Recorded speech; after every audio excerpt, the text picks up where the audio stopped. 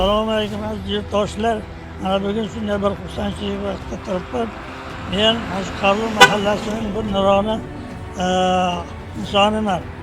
Men shunday aytamanki, mana shunday mamlakatimizni, mana shunday qishloqlarimizni hammasini qorli qishloqlarni ham asfalt qilib, to'liq asfalt qilib berib, mana shunday xizmat qildilar.